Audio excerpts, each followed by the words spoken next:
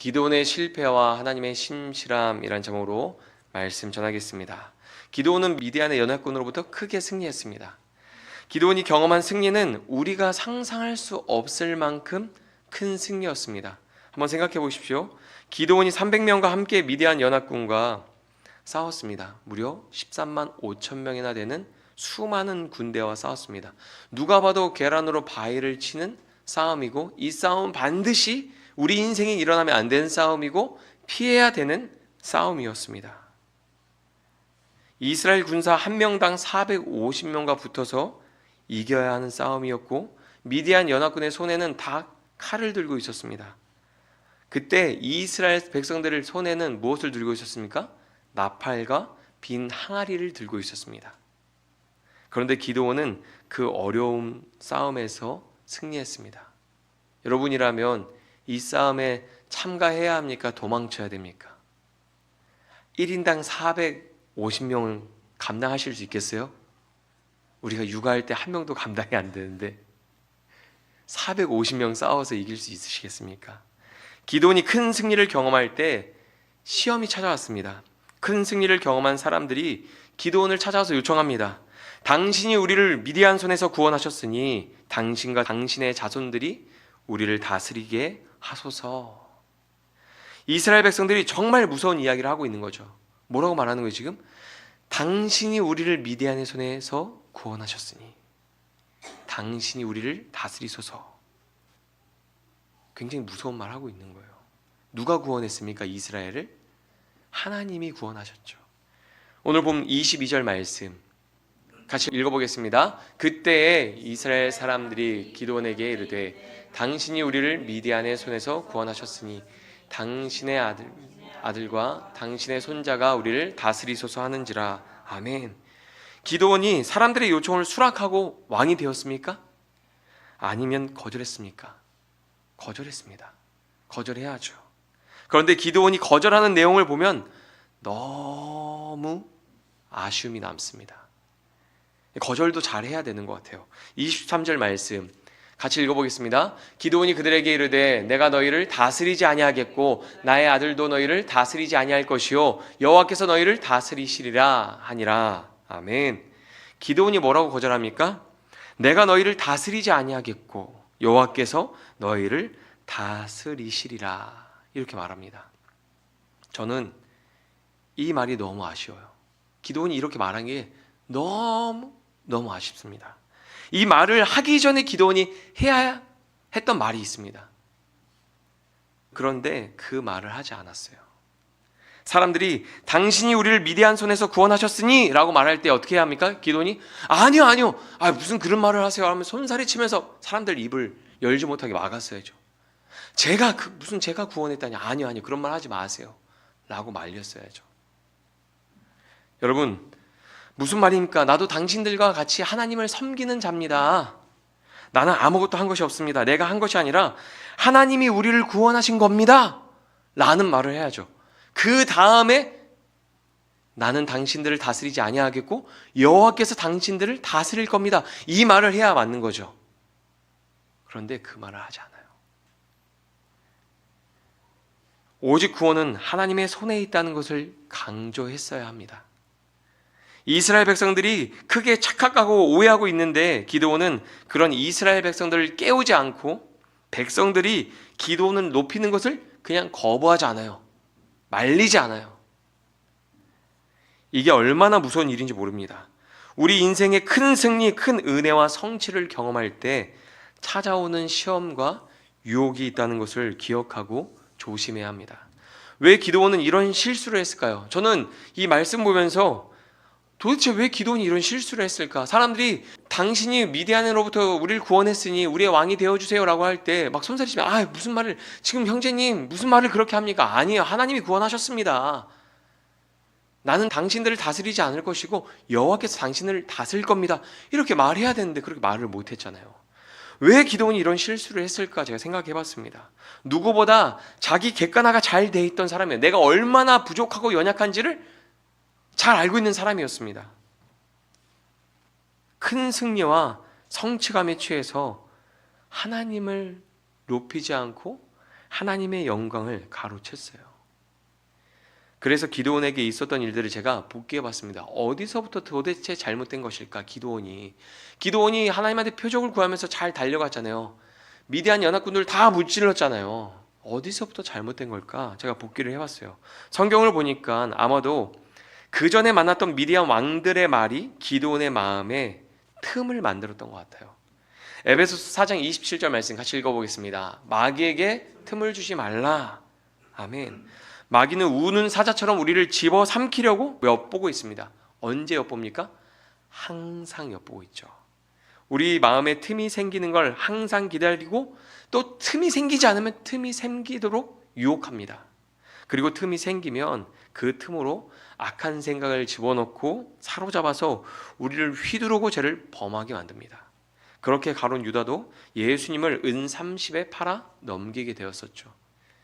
미디안 왕들을 만났을 때 그들과 나눈 대화에서 기드온 마음에 틈이 생깁니다. 아주 커다란 틈이 생겨요. 사사기 8장 18절 말씀 우리 같이 읽어보겠습니다.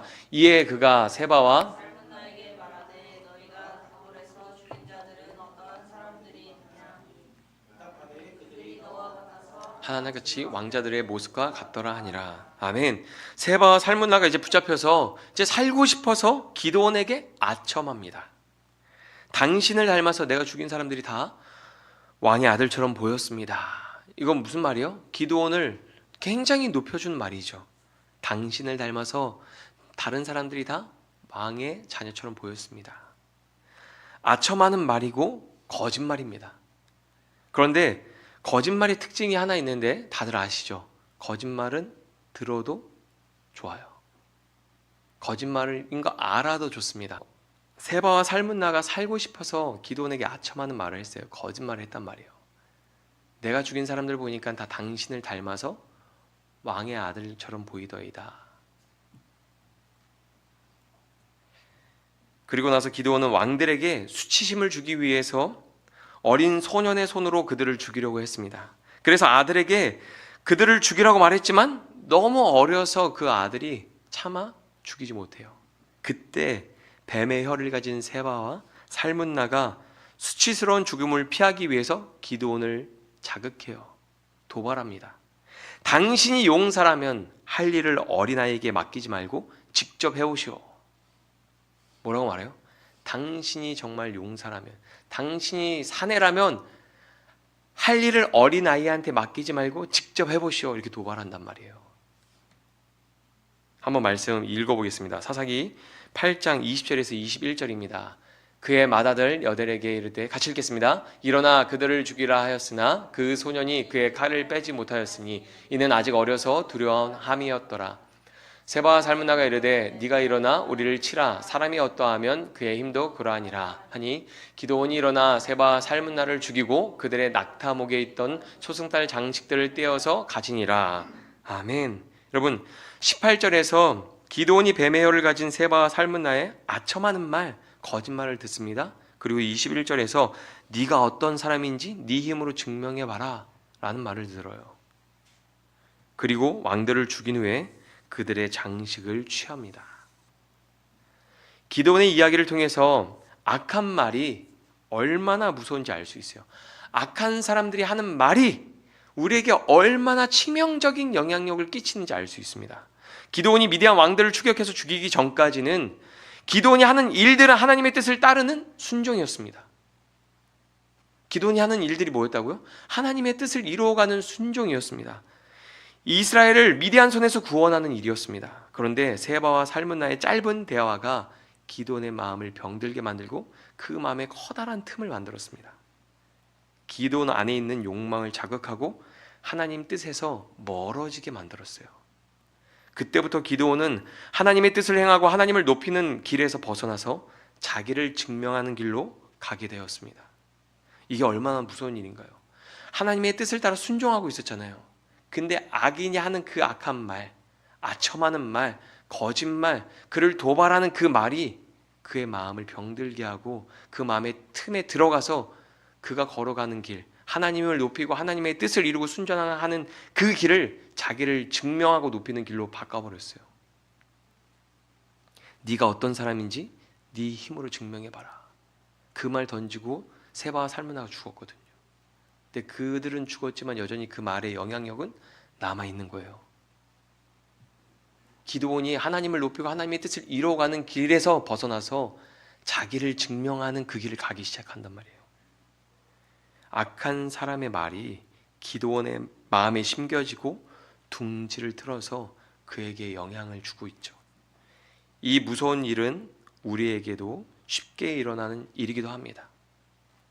그렇죠? 우리도 어떤 사람의 말들이 우리 마음에 심겨지면 그 악한 말에 영향을 받아서 우리가 우리 의지와 상관없이 하나님의 말씀과 상관없이 살아갈 때가 있는 거죠. 그렇게 마음에 틈이 생기고 마음이 병든 그때 사람들이 와서 말하는 거예요. 당신이 우리를 미디안 손에서 구원하셨으니 우리의 왕이 되어 우리를 다스리소서. 그때 이스라엘 사람들이 기드온에게 요청하는 거예요. 기드온의 손에서 구원이 일어난 게 아니고 하나님의 손에서 구원이 일어난 걸 밝혀야죠. 그렇죠? 그러나 그러지 않았어요. 왜 그렇게 안 했는지 이해가 되십니까?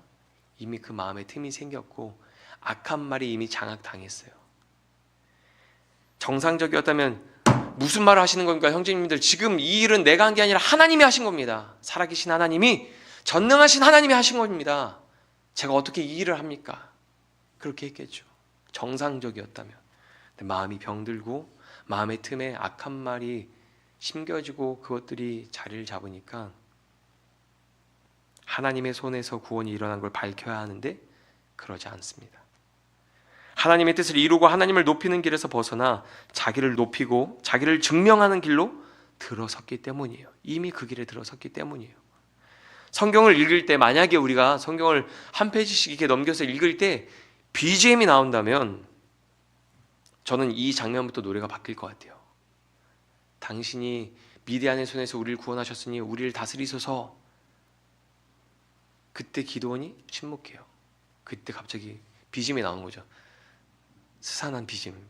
뭐 어떻게 흉내내기 좀 힘든데 막 무섭게. 상황이 굉장히 안 좋은 분위기로 흘러가고 있는 거예요. 지금 기드온이 해야 할 말 안 하고 있잖아요. 기드온은 자기 객관화가 굉장히 잘 되어 있던 사람이었습니다. 사사기 6장 15절에서 16절 말씀 같이 읽어보겠습니다. 그러나 기드온이 그에게 대답하되 오 주여, 내가 무엇으로 이스라엘을 구원하리이까?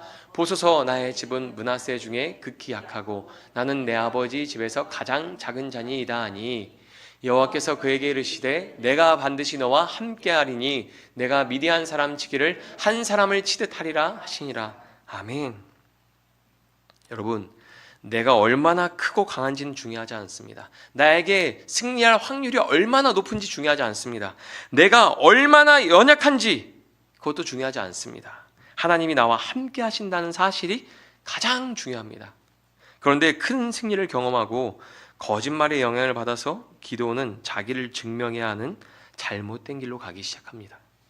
우리도 기드온처럼 비슷한 실수를 할 때가 있습니다. 하나님의 큰 은혜로 평안을 누리고 형통한 것인데 사람들이 높여주는 말을 하면 와, 너 요즘 좀 보기 좋다. 요즘 집사님 요즘 너무 좋으신데요. 막 이런 좋은 말들, 높여주는 말들을 하게 되면 그 말을 듣고 우리가 마음이 우쭐해지죠. 교만해집니다. 하나님을 인정하고 높이는 길에서 벗어나 자기의 능력과 성취를 증명하는 길로 걸어가게 되죠. 그러면서 더 많은 인정과 높임과 칭찬을 받으려고 하는 길을 걸어가게 됩니다. 기드온이 하나님의 말씀보다 거짓말의 영향을 받고 행동했던 것처럼 우리도 하나님의 말씀에 영향을 받아서 살아가야 하는데 사람들이 하는 말에 더 영향을 받아서 우리의 생각과 마음과 행동이 바뀌고 움직일 때가 있습니다. 여러분, 우리는 기드온의 이야기를 기억해야 합니다. 거짓이 없는 하나님의 말씀에 영향을 받아서 행동할 때 사람들이 기드온을 따르고 모든 일이 형통했습니다. 그리고 사람들은 기드온을 존귀 여겼습니다. 존귀 여겼어요. 하나님이 그와 함께 하시는 것이 그의 인생에서 선명하게 드러났습니다.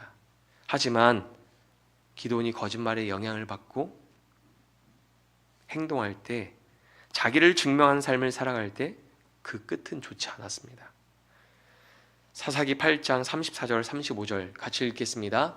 이스라엘 자손이 주의 모든 원수들의 손에서 자기들을 건져내신 여호와 자기들의 하나님을 기억하지 아니하며 또 여룹바알이라 하는 기드온이 이스라엘에 베푼 모든 은혜를 따라 그의 집을 후대하지도 아니하였더라. 아멘.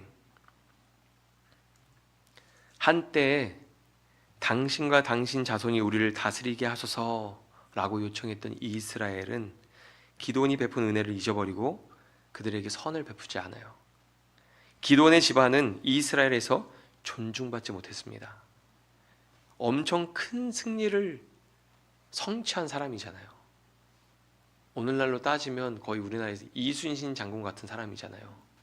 근데 이스라엘 그 나라에서 존귀 여김받지 못해요. 인정받지 못해요.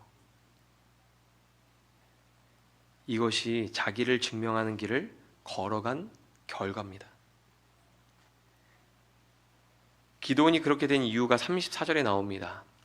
이스라엘이 하나님을 잊었기 때문에 기드온이 베푼 은혜도 잊었습니다. 기드온의 행동이 부메랑이 되어서 돌아온 거죠. 만약에 이스라엘 백성이 당신이 우리를 구원하셨으니 라고 말할 때 하나님의 손이 구원했다는 것을 깨우쳐 주었다면, 하나님을 기억하게 만들어 주었다면 결말은 달랐을 것입니다. 다시 기드온의 마음과 행동을 자세히 살펴보겠습니다. 23절에서 백성들이 기드온에게 왕이 되어달라고 요청할 때 입으로는 노라고 했지만 행동은 예스를 말하고 있었어요. 사사기 8장 24절에서 25절 같이 읽어보겠습니다. 기드온이 또 그들에게 이르되 내가 너희에게 요청할 일이 있으니 너희는 각기 탈취한 귀고리를 내게 줄지니라 했으니 이는 그들이 이스마엘 사람들이므로 금 귀고리가 있었음이라. 무리가 대답하되 우리가 즐거이 드리리이다 하고 겉옷을 펴고 각기 탈취한 귀고리를 그 가운데 던지니. 아멘. 기드온은 백성들에게 승리하고 얻은 전리품을 가지고 오도록 요청했습니다. 만약에 기드온이 정상이었다면 금을 가지고 오라고 요청할 게 아니라 승리를 주신 하나님께 우리 같이 가서 예배드립시다 라고 말했을 거예요. 지금 큰 승리 앞에서 기드온이 무슨 말을 해도 사람들은 지금 다 따라갈 상황입니다. 금 귀고리 내놓으라고 하는데 사람들이 즐거이 다 드리잖아요. 무엇을 요구해도 다 따를 상황이에요. 기드온이 만약에 정상이었다면 금을 요청할 것이 아니라 우리 지금 하나님 앞에 가서 경배합시다, 예배드립시다 라고 했을 겁니다. 하나님이 기드온과 반드시 함께 하시겠다고 약속하셨을 때 기드온이 어떻게 했습니까? 집에 달려갔다가 뛰어와서 재물을 가지고 와서 하나님 앞에 드리죠. 그때 하나님 어떻게 하십니까? 하나님 재물을 원하는 분이 아니라 예배를 원하시는 분이라는 것을 기드온에게 깨우쳐 주셨습니다. 하나님은 기드온과 친밀한 교제를 원하셨습니다. 그런데 그 기드온은 또 그것을 잊어버리고 큰 승리 앞에서 기쁨을 누리는 백성들에게 금을 가지고 오세요, 그런 말을 하는 거예요. 사사기 8장 26절에서 27절 말씀 우리 같이 읽어보겠습니다. 기드온이 요청한 금 귀고리의 무게가 금 1700세겔이요 그 외에 또 초승달 장식들과 폐물과 미디안 왕들이 입었던 자색 의복과 또 그 외에 그들의 낙타 목에 들렸던 사슬이 있었더라. 기드온이 그 금으로 에봇 하나를 만들어 자기의 성읍 오브라에 두었더니 온 이스라엘이 그것을 음란하게 위함으로 그것이 기드온과 그의 집에 올무가 되니라. 아멘. 기드온이 미디안 왕들의 장식을 섞어서 금 에봇을 만들었어요. 저는 이게 중요한 것 같아요. 금 에봇을 만들었어요. 근데 거기에 왕들의 장신구가 섞였어요. 이스라엘이 어떤 나라입니까? 제사장 중심으로 돌아가는 신정 국가입니다. 이스라엘에서 에봇은 대제사장만 입었습니다. 에봇은 이스라엘 12지파를 짊어지고 하나님 앞에 나아간 대제사장이 입었습니다. 그리고 에봇에는 하나님의 판결을 구하는 우림과 둠민이 있었습니다. 하나님의 통치를 상징하는 도구였습니다. 그런데 기드온은 가장 화려한 에봇을 소유한 사람이 되었어요. 제사장도 아닌데 가장 화려한 에봇을 소유한 사람이 되었습니다. 사람들 앞에서는 하나님이 다스리십니다, 제가 아니에요, 하나님이 다스리십니다 라고 말했는데 하나님의 대리자 역할을 하는 대제사장의 에봇을 금으로 만들어서 종교적 힘을 사유화했습니다. 상징적으로 자기가 가장 화려하고 강한 그런 힘을 가지고 있는 것처럼. 상징적으로 그걸 가져갔어요. 큰 승리 앞에서 하나님의 영광을 취하고 왕이 되고자 하는 마음이 금 에봇이 되어서 나왔습니다. 사사기 8장 29절에서 31절 말씀 우리 같이 천천히 읽어보겠습니다. 요아스의 아들 여룻바알이 돌아가서 자기 집에 거주하였는데 기드온이 아내가 많으므로 그의 몸에서 낳은 아들이 70명이었고 세겜에 있는 그의 첩도 아들을 낳았으므로 그 이름을 아비멜렉이라 하였더라. 아멘. 기드온은 큰 승리를 경험한 후 금 에봇을 만들어서 집으로 돌아갔습니다. 안타깝죠. 물론 금이 비싸긴 하지만 금 에봇을 가지고 집으로 돌아갈 것이 아니라 하나님의 임재와 영광을 가지고 집으로 돌아갔어야죠. 근데 큰 승리를 경험한 후에 하나님의 영광과 임재는 다 잃어버리고 금 에봇을 가지고 집으로 돌아갑니다. 그리고 많은 첩을 두고 많은 아들을 낳았습니다. 성경은 이걸 긍정적으로 평가하지 않습니다. 바알과 아세라는 풍요와 쾌락의 신입니다. 그 신전에는 창녀들이 있었고 여러 개의 방들이 있었고 천장은 뚫려 있었습니다. 그 신전에 있는 창녀들과 성관계를 맺을 때 신들이 하늘에서 그것을 보고 흥분해서 비를 내려준다고 믿었어요. 기드온은 하나님을 높이는 길에서 벗어나 자기 증명의 길을 걸어갔습니다. 기드온은 자기를 증명하기 위해서 많은 첩을 두고 많은 자녀를 낳았습니다. 이것은 큰 승리를 경험했지만 바알과 아세라 문화가 지배하는 세상을 가까이 한 기드온의 모습을 보여줍니다. 쾌락이 지배하는 세상을 가까이 한 기드온의 모습을 보여줍니다. 그 결과 이스라엘도 바알을 따라 섬기며 음행을 저지릅니다. 33절 말씀 같이 읽겠습니다.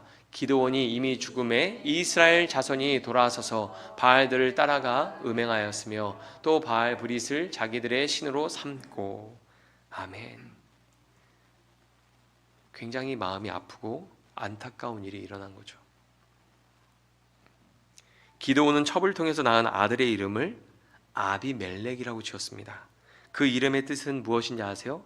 나의 아버지는 왕이다. 나의 아버지는 왕이다. 저는 이 내용이 너무 안타깝고 슬프게 다가왔습니다. 여러분, 기드온이 어떤 인물입니까? 나팔을 불고 이스라엘 군대를 소집해서 미디안 연합군을 무찌른 용사입니다. 그런데 기드온에게 그런 용맹한 모습은 보이지 않아요. 처음에 기드온이 등장할 때 어떤 모습이었습니까? 포도주 틀에 숨어서 타작하던 찌질한 모습이 떠오릅니다. 하나님을 멀리 떠나서 살아가는 기드온의 모습은 이전에 그 초라하고 찌질한 모습이 되어버렸어요. 포도주 틀에서 숨어서 타작하던 그 기드온처럼 지금 살고 있다니까요. 차라리 사람들이 왕으로 지켜 세울 때 여러분 내가 왕입니다 막 차라리 이렇게 씩씩하게 내가 왕입니다 라고 하든지, 당당하게 말도 하지 못하면서 집에 돌아가서 내가 왕이야, 내가 왕이지, 지금 그러고 있는 거예요. 직접 말하기 어려우니까 제3자인 아들의 이름을 나의 아버지는 왕이다 라고 지어서 돌고 돌아서 왕이라는 소리를 듣습니다.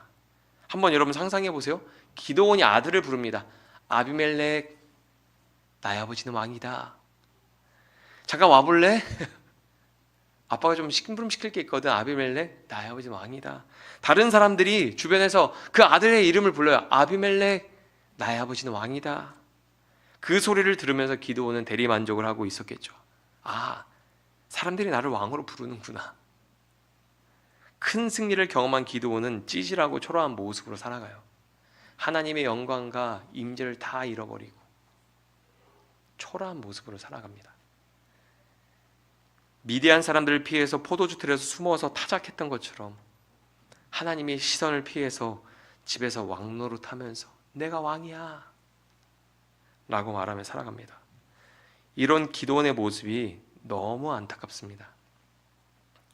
큰 승리를 얻었지만 그의 인생은 해피엔딩은 아니었습니다. 굉장히 씁쓸하죠. 우리에게 이런 모습은 없을까요? 직접적으로 내 자랑은 못하지만 자신이나 어떤 경험을 통해서 나를 증명하고 자랑하려는 모습, 말하는 걸 들어보면 결국 돌고 돌아서 나를 높이고 증명하려는 말과 행동을 하는 모습이 정말 우리에게 없습니까?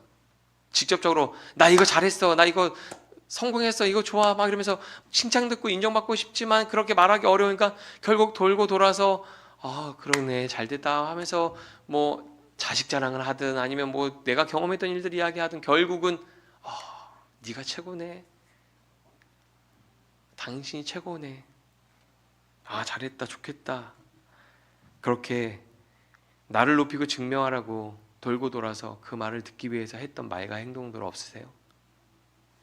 만약에 우리에게 그런 모습이 있다면 그 자리에서 돌이켜서 큰 은혜를 베푸신 하나님을 높여야 합니다. 우리는 우리가 높아지는 길에서 벗어나서 하나님을 높이는 길로 들어가야 되는 거예요. 하나님은 은혜를 잊어버린 기드온과 이스라엘에게 신실하게 행하셨습니다. 사사기 8장 28절 말씀 같이 읽어보겠습니다. 미디안이 이스라엘 자손 앞에 복종하여 다시는 그 머리를 들지 못하였으므로 기드온이 사는 40년 동안 그 땅이 평온하였더라. 아멘.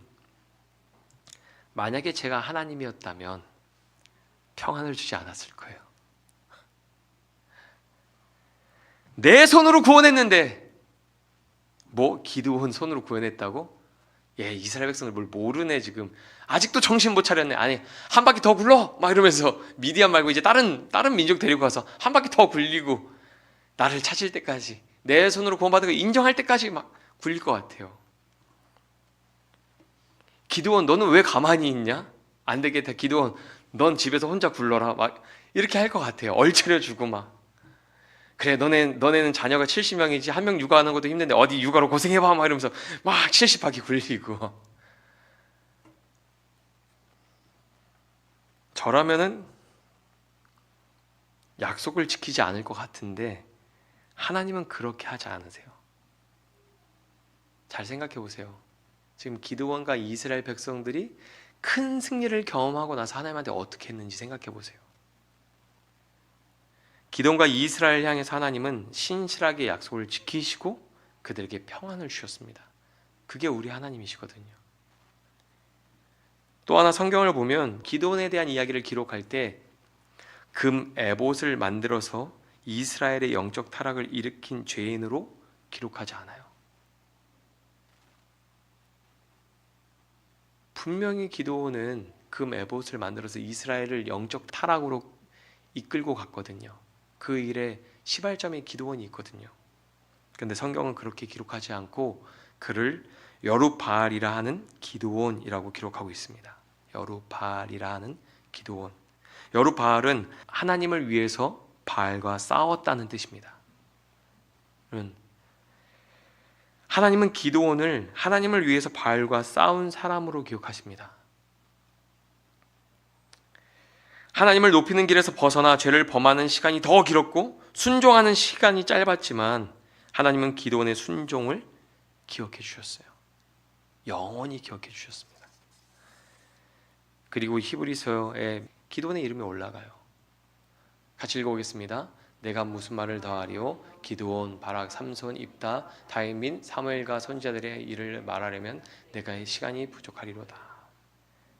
하나님은 기드온이 한 그 순종, 불순종하고 죄를 범한 그 시간이 그의 인생이 더 길 텐데 하나님 그 함께했던 그 찬란한 그 순종과 하나님의 임재와 영광이 가득했던 그 시간을 기억하시고 기드온의 이름을 성경에 올려놔요. 우리는 실패와 죄를 기억합니다. 아주 오랫동안 기억하죠. 그리고 괴로워하죠. 하지만 하나님은 우리의 순종을 기억하십니다. 하나님의 은혜는 인간의 연약함보다 더 크십니다. 모든 걸 용서하고 사랑할 만큼 크십니다. 하나님은 우리의 연약함과 죄를 알고도 사랑을 시작하셨고 그 사랑을 끝까지 하시는 분이십니다. 그 하나님의 사랑과 은혜를 배반하고 세상의 시험과 유혹 앞에서 입으로는 노라고 말하지만 행동은 예스를 말하고 있지 않으신가요? 기드온이 큰 승리를 경험한 것처럼 우리는 하나님의 큰 은혜를 경험하며 살고 있습니다. 그 큰 은혜 앞에서 우리의 인생의 끝이 해피엔딩이 되기를 소망합니다.